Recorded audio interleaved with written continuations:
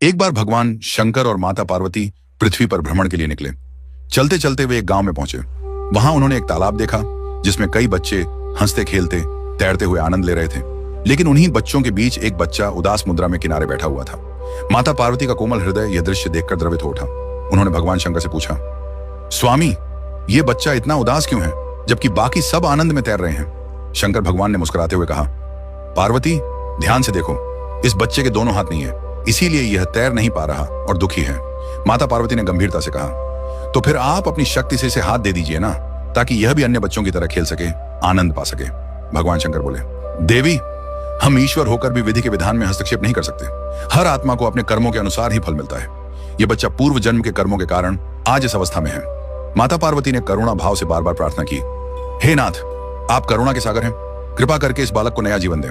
भगवान शंकर अंततः सहमति दे देते हैं और उस बालक को अपने तपोबल से दोनों हाथ प्रदान कर देते हैं। अब वह बच्चा भी प्रसन्न होकर तालाब में कूदता है और बाकी बच्चों के साथ तैरने लगता है। एक सप्ताह बाद शंकर और पार्वती जी पुनः उसी मार्ग से गुजरे। उन्होंने देखा कि तालाब में अब केवल वही बच्चा तैर रहा था और बाकी सब बच्चे तालाब के बाहर खड़े थे, भयभीत से। माता पार्वती ने विस्मित होकर पूछा, स्वामी, अब क्या हुआ? बाकी बच्चे बाहर क्यों हैं? भगवान शंकर ने कहा, ध्यान से देखो, वही बच्चा पानी में बाकी बच्चों को जबरन डुबो रहा है, इसलिए सब बच्चे उससे डरकर बाहर भाग गए हैं। पार्वती जी स्तब्ध रह गईं। भगवान शंकर ने गंभीर स्वर में कहा, देवी, यही कारण है कि हम विधि के विधान में हस्तक्षेप नहीं करते। यह बालक अपने पूर्व जन्म में भी अपने हाथों से दूसरों को कष्ट देता था। उसी कर्म के कारण इसका यह जन्म बिना हाथों के हुआ। अब जब इसे हाथ वापस मिले तो फिर वही कृत्य दोहराने लगा। प्रकृति हर कर्म का लेखा जोखा रखती है। न्याय में कोई पक्षपात नहीं होता। हर आत्मा जब इस संसार में जन्म लेती है तो वह निष्पाप होती है, लेकिन जैसे जैसे जीवन में कर्म किए जाते हैं वैसा ही उसका भाग्य बनता है। किसी का जन्म झुग्गी में होता है, किसी का महलों में। कोई अपाहिज होता है तो कोई स्वस्थ, कोई धनवान है तो कोई दरिद्र। परंतु यह सब स्थायी नहीं है, सब परिवर्तनशील है। अगर कोई व्यक्ति आज पैसे के घमंड में बुरे कर्म करता है तो आने वाले जन्मों में उसे उसका फल अवश्य मिलेगा।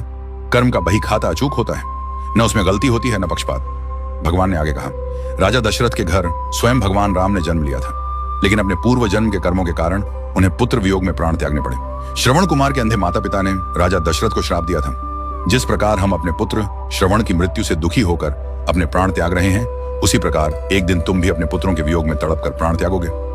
यह श्राप ही दशरथ के जीवन का अंत बन गया। इससे यह सिद्ध होता है कि किया गया कर्म, चाहे वह अच्छा हो या बुरा, उसका भुगतान अवश्य होता है, चाहे वह सामान्य मनुष्य हो या स्वयं ईश्वर। इसलिए हे मानव, इस दुर्लभ मनुष्य जीवन में सदैव सत्कर्म करो।